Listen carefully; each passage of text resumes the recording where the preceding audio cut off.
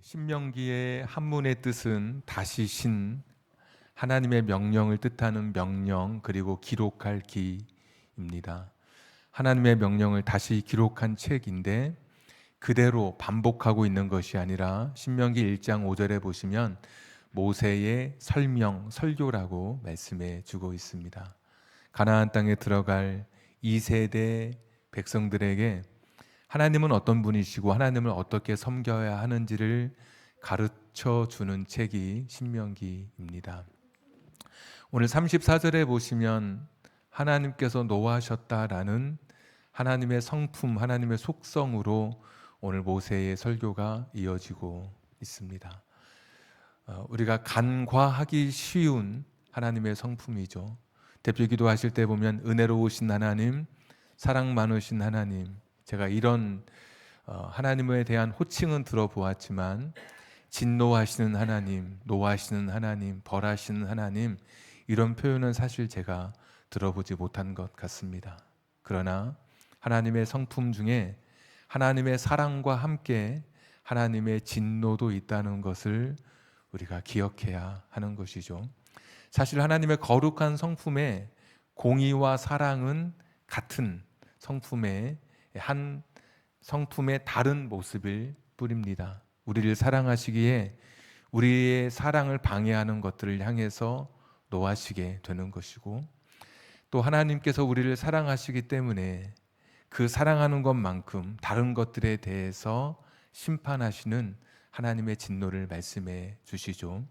인간 부모처럼 성격 그날 급변하는 성격에 따라 아이들에게 노를 바라시는 그런 하나님이 아니라, 하나님은 우리의 자녀가 바르게 그 길을 걷도록 회개하고 회복하도록 진노하시는, 징계하시는 하나님이십니다. 그래서 우리가 신앙생활 하면서 하나님의 사랑에 대해서만 생각하기 쉬운데, 하나님의 말씀에 불순종한 사람들, 오늘 본문에 등장했던 하나님 말씀을 의도적으로 따르지 않았던, 하나님 말씀을 믿지 않았던 사람들을 향해서 하나님께서는 순종하는 사람들을 사랑하시는 것만큼이나 하나님을 따르지 않는 사람들을 향해서 노하시는, 진노하시는 하나님이신 것을 보여주고 있습니다. 60만 3,550명, 20세 이상 전쟁에 나갈 만한 숫자였는데 그 중에 5만 분의 1의 경쟁률을 뚫고 12지파에서 한 명씩 지도자를 뽑았습니다.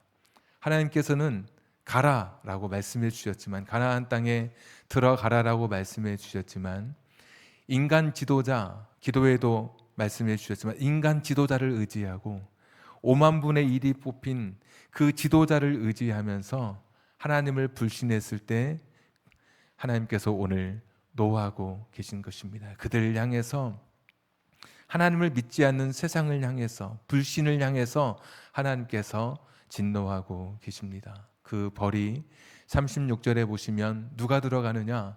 순종했던 갈렙만 들어가게 되고, 37절에 보시면 모세도 들어가지 못합니다.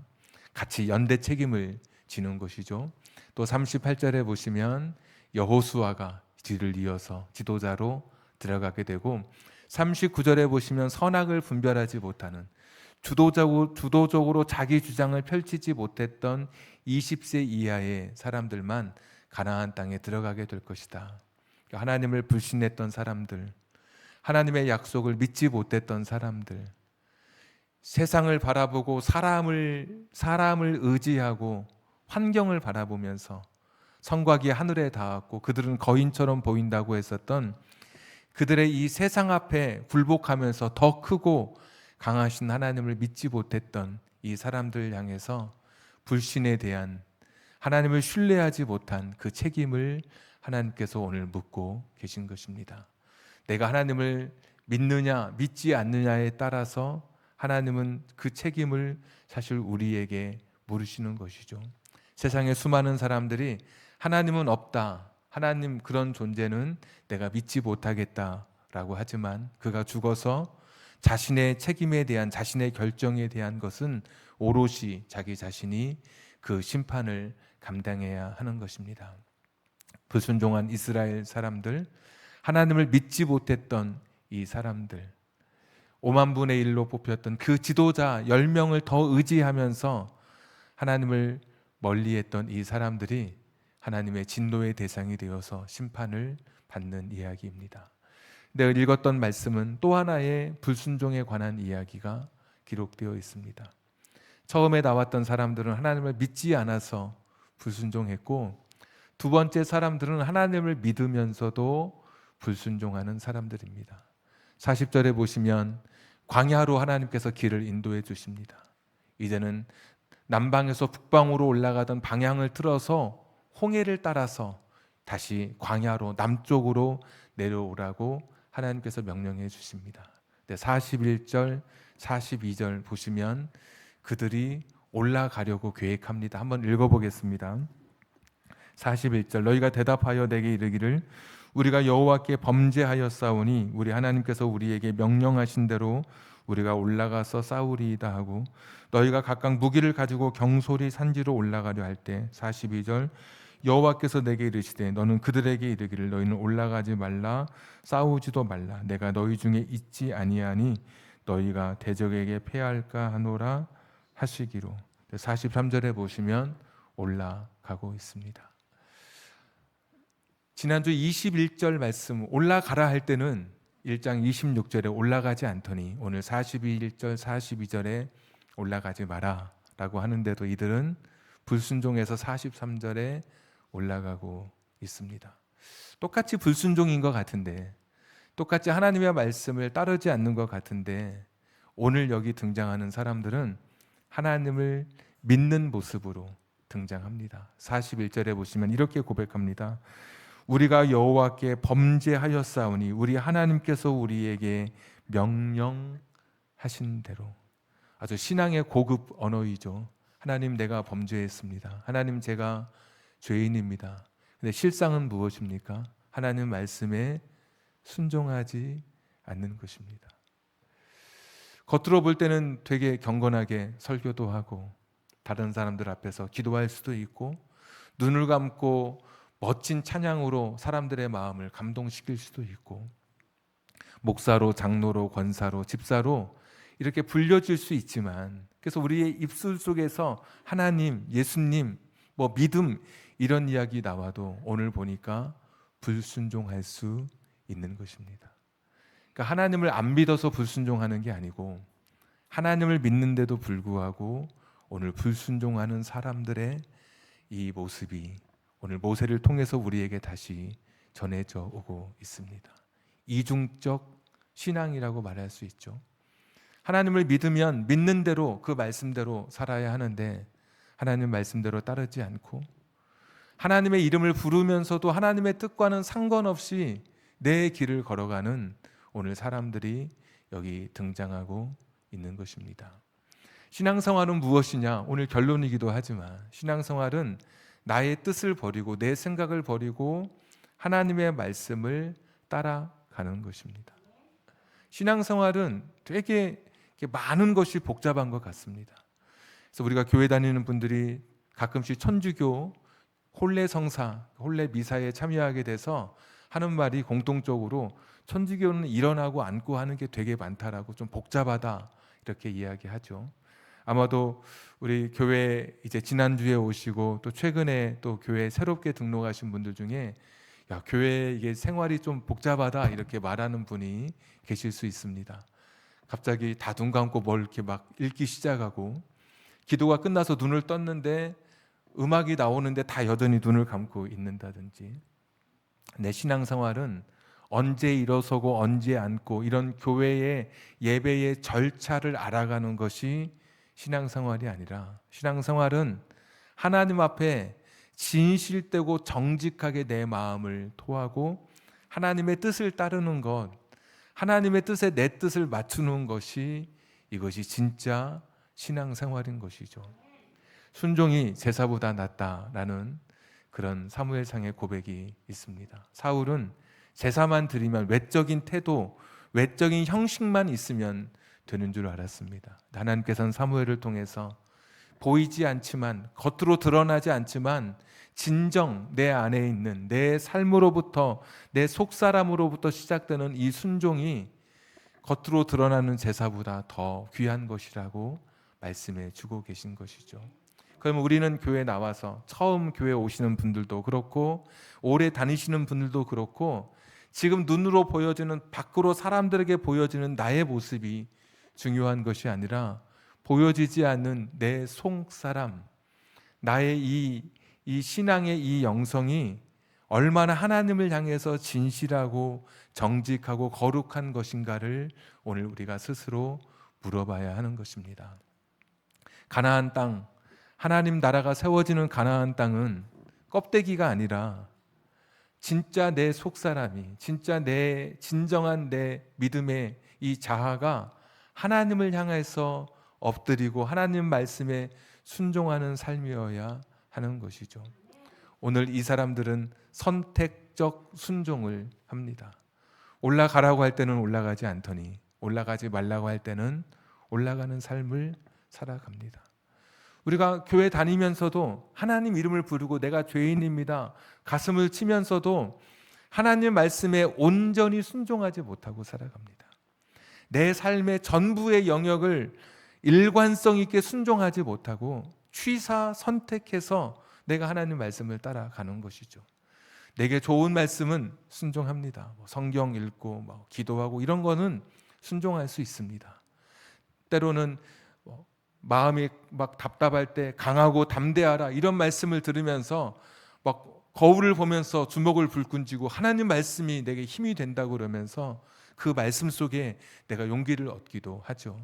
그러나 원수를 사랑하라, 용서하라, 너의 삶을 들여 하나님을 향해 충성하라. 이럴 때 스스로 내가 선택해서 내가 취할 수 있는 말씀은 선택해서 순종하고 그렇지 않은 말씀은 순종하지 않는 것처럼 하나님 말씀 그때그때 다르게 이 말씀을 적용하고 있는 이 사람들의 모습을 보게 됩니다. 우리가 신앙생활 하면서 많은 사람들이 겪는 오류 중에 하나입니다. 교회에서 봉사도 잘하고 헌신도 잘하고 어떤 분은 헌금 생활도 잘하고 여러 가지 예배 생활도 잘하고 그러는데 내 삶의 가족과의 관계 속에서 하나님 말씀에 순종하지 못하는 일이 있습니다. 세상 사람들의 관계 속에서는 또 잘하는데 나 자신과의 관계 속에서 스스로 자기 자신에게 자기 자신을 부정적 감정으로 몰아넣으면서 하나님이 나를 사랑하신 것처럼 자기 자신을 사랑하지 못한 채 선택적으로 내가 할 수 있는 부분은 순종하고 그렇지 않은 부분은 스스로 담을 쌓으면서 하나님 말씀 앞에 나 자신을 굴복시키지 못하는 것이죠. 많은 분들이 정말 교회 멋진 권사님, 멋진 장로님, 멋진 집사님이신데 때로는 가족과의 관계 속에 이런 표현이 적합할지 모르겠으나 남편과의 관계 속에 풀리지 않는 마음을 가진 채 그렇게 신앙생활하는 분들이 계시더라고요. 용서하라, 사랑해라. 그런데 어떤 분은 제게 직접 그런 말씀을 해주셨습니다. 제가 억울해서 용서하지 못하겠습니다. 그런 표현을 하더라고요. 그러니까 그동안 어떤 시간인지는 모르겠으나 되게 많이 힘들었을 수 있겠죠. 근데 지금 하나님 말씀은 그 사람을 용서하라고 하는데 내가 용서할 수 없는 게 억울해서. 그런데 다른 부분에 있어서는 아주 멋지고 아주 하나님의 뜻을 따르고 그런데도 내 삶의 어떤 부분에 있어서는 하나님 말씀을 따르지 못하는 이런 신앙의 그런 모순, 이중적인 그런 모습들. 하나님 말씀이 내 안에 있고 하나님 말씀을 아는데도 불구하고 내가 할 수 있는 말씀만 순종하고 내게 위로가 되는 것들만 내가 취사 선택해서 그 말씀을 따르는 것은 아닌지. 그래서 오늘 사람들 보면 하나님의 이름을 부르면서도 순종하지 않아서 이중적 신앙의 모습을 보이고 있고 그러면서도 또 선택적 순종이죠. 그냥 이럴 때는 순종하고 이럴 때는 하지 않고. 그런데 이 사람들의 더 큰 문제가 있습니다. 하나님을 믿는다고 하면서도 잘 순종하지 않고 또 하나님의 뜻에 순종한다고 하면서도 선택적으로 순종하는 이 사람들의 더 큰 문제가 43절에 기록되어 있는데, 이 사람들은 하나님의 말씀을 듣지 않습니다. 의도적이죠. 하나님의 말씀을 거역합니다. 그리고 43절 마지막에 하나님의 말씀을 거리낌 없이 그 말씀에 반하여 살아가고 있습니다. 말씀을 들었는데 말씀을 듣지 않습니다. 모르는 게 아니에요. 명령을 들었는데도 명령을 거역합니다. 거리낌 없이 산지로 올라갔다. 하나님의 뜻이 무엇인지 분명히 아는데도 뻔뻔하게 죄악의 길을 걸어가고 있는 사람들입니다. 이렇게 살면 안 되는 것을 알면서도 그 죄악의 그 길에서 멈추지 못한 채, 돌아서지 못한 채 그 죄악 속에서 내 인생이 진흙탕에서 뒹굴듯이 내 삶이 그렇게 오물 속에 빠져 있는 것이죠. 하나님 말씀이 기뻐하지 않는 것을 알면서도 그 말씀에 귀를 막습니다. 목사가 설교할 때 참 내게 주시는 말씀으로 받아들일 때, 그래서 분명히 하나님이 어떤 길을 기뻐하시는 것을 알면서도 의도적으로 그 말씀에 귀 막고 여전히 죄의 길을 걸어가고 불순종의 길을 걸어가고 있는 것이죠. 오늘 말씀의 제목처럼 거룩한 다 불순종의 모습들입니다. 이중적 신앙, 말만 입만 열면, 말만 하면 하나님, 교회에서 이렇게 주일날 옷을 차려입고 성경을 들었지만 세상에서 전혀 다른 삶을 살아가고, 또 선택적으로 내가 할 수 있는 것만, 내가 따를 수 있는 말씀만 순종하고, 그리고 의도적으로 나중에는 범죄하고, 아닌 거 알면서도 하나님 죄송합니다 그러고 가고, 그 브라질에 가면 아주 그 예수님 높은 그 팔을 벌리고 있는 높은 동상이 있는데, 그곳에서 마약을 주고받는다고 합니다. 사람들이 그곳의 만남 장소죠. 그런데 예수님 동상에서 뒤 돌아서서 마약을 주고받는다고 합니다. 예수님 보고 계시는 것이, 그래도 그 예수님 보고 계시는 상 앞에서 하지 않고 뒤 돌아서서 한다고. 우리도 그럴 때 있죠. 하나님께서 기뻐하지 않는 것을 알면서도 그 죄악의 길을 거리낌 없이 걸어가고 있다면, 내가 아무리 목사고 장로고 권사고 집사라 할지라도 나는 지금 신앙의 길을 잘못 걸어가고 있는 것입니다. 색을 입히는데 두 가지 방법이 있습니다. 하나는 칠하는 것이고 하나는 물들이는 것입니다. 평소에 보면 모르죠. 다 똑같은 색입니다. 그런데 죄의 유혹이 몰려오고 세상의 환란이 몰려와서 부딪히기 시작하면 칠한 것은 벗겨지기 시작합니다. 근데 물들인 것은 도끼로 쳐도 그 색깔이 그대로인 것입니다. 그러니까 신앙은 무엇이냐? 하나님으로, 예수님으로, 하나님의 말씀으로, 거룩한 영성으로 내 자신을 물들여 가는 것입니다. 껍데기가 아니라 사람들에게 보여지는 나의 겉모습에, 화려한 그 모습에 나도 도취되고 사람들에게 그들을 속이는 가면이 아니라 내 속사람이 하나님 말씀에 완전히 순종하는 겁니다. 올라가고 싶은데 가지 말라 그러라면 가고 싶은데 멈추는 것이 이게 믿음입니다. 나의 뜻, 하나님의 뜻 앞에 나의 뜻을 내려놓는 것이 진정한 신앙의 길이고, 이것이 믿음의 고수인 것이죠. 나의 욕심과 나의 뜻도 하나님께서 포기하라고 하시면 과감하게 나의 성공과 성취까지도 내려놓는 것입니다. 이스라엘 백성들이 실패한 채 가나안 땅으로 들어가게 됩니다.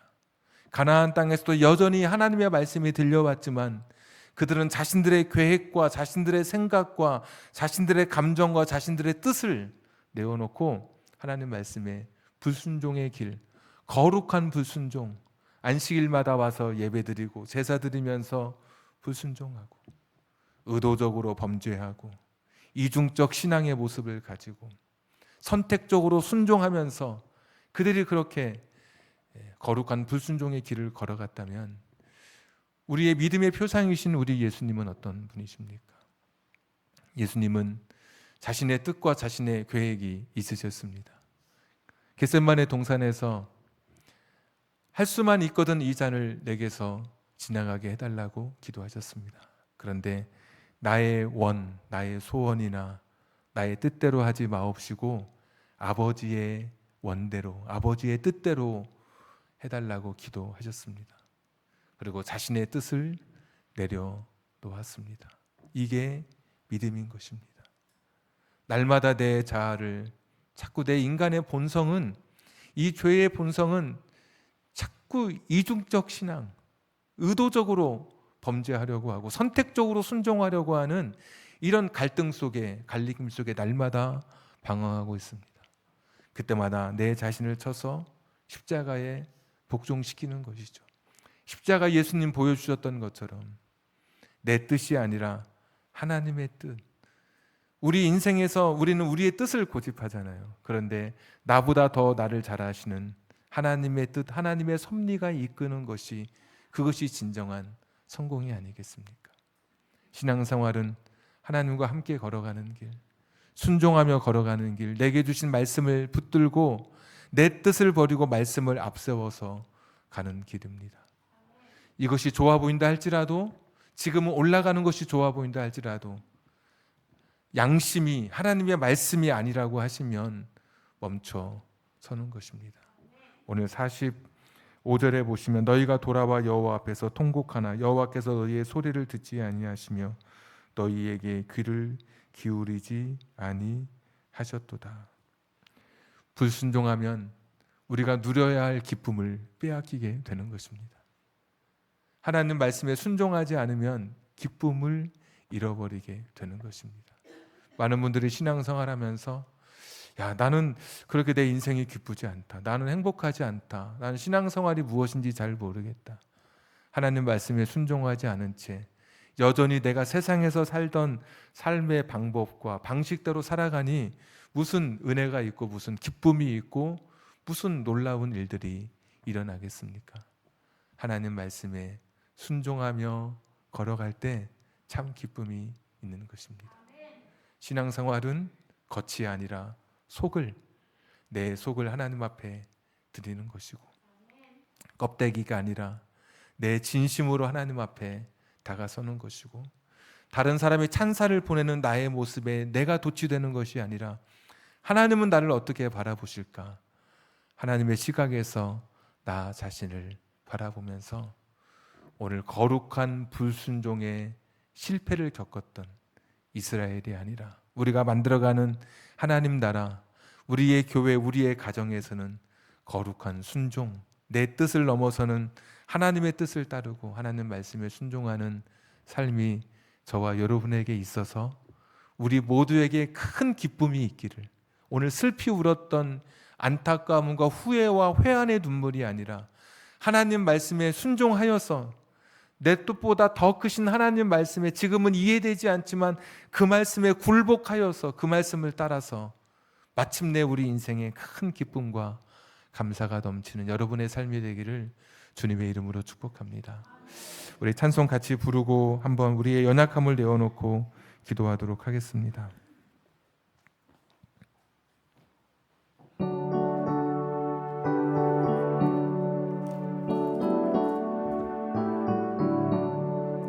이 세상 험하고 나 비록 약하나 늘 기도 힘쓰며 큰 권능 얻겠네. 주의 은혜로 대속하여서 피와 같이 붉은 죄 눈같이 이겠네. 주님의 권능은 한없이 크오니 돌 같은 내 마음 곧 녹여주소서.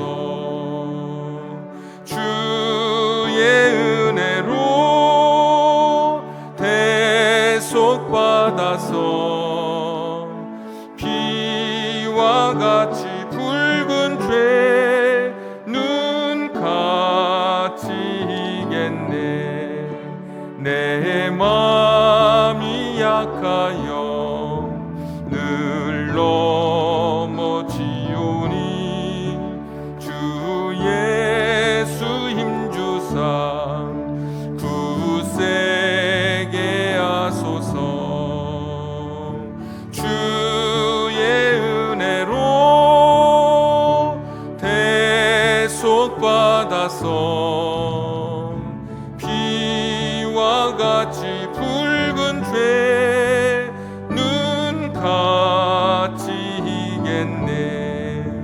죄의 사함 받은 새 사람 되어서 주 앞에 서는 나 늘 찬송하겠네.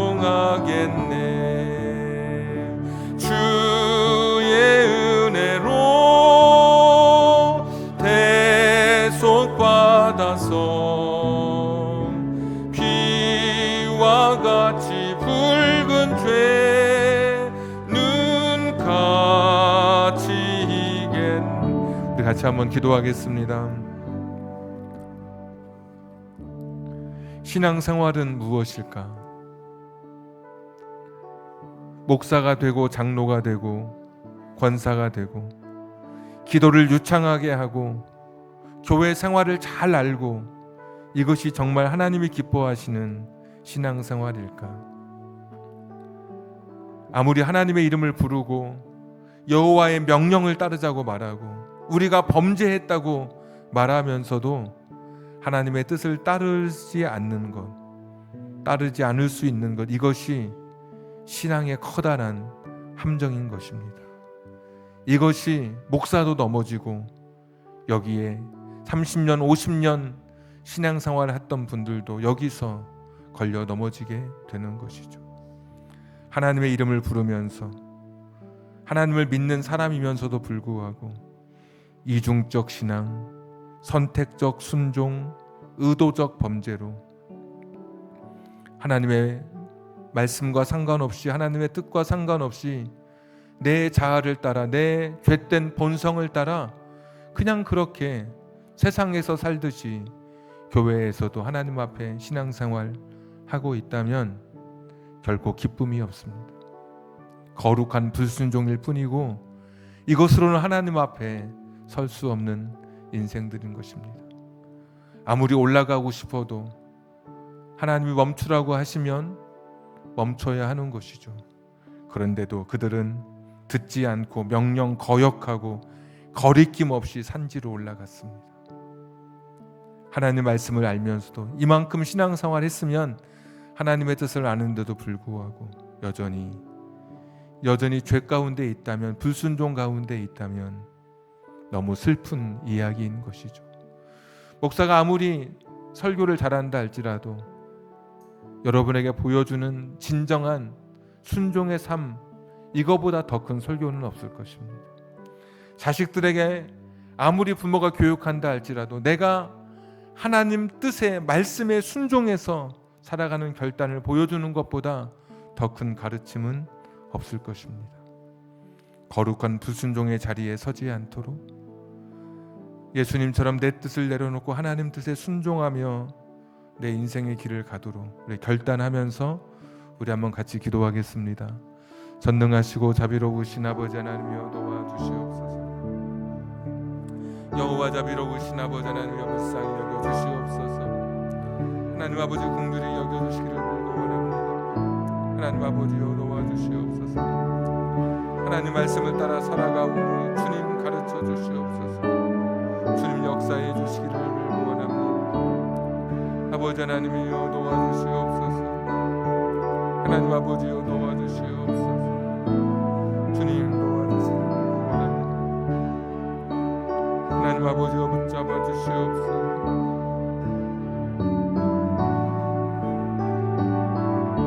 하나님 아버지여 불쌍히 여겨 주시옵소서.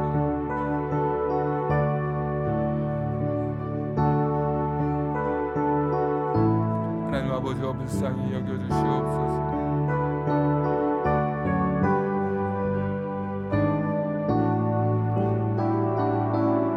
하나님 아버지여 불쌍히 여겨주시옵소서. 하나님이 원하시는 목회인지 날마다 함께 하여 주시옵소서. 하나님 아버지여 도와주시옵소서. 하나님 아버지여 붙잡아 주시옵소서. 하나님 아버지여 불쌍히 여겨주시기를